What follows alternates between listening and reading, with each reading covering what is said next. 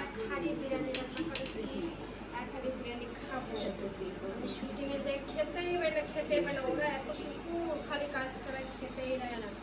তাই আমি বাড়িতে বসে রান্না করে একটা কষার একটা আলু উঠাইনি, তারপরে তোমাদের ওভাবে উঠবে না কখনো। কথা বলে বলছি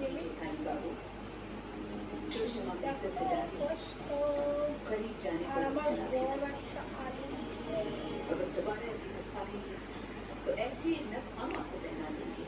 সমস্যা নেই, এই হাড়ি ভরা আমি একাই খাই।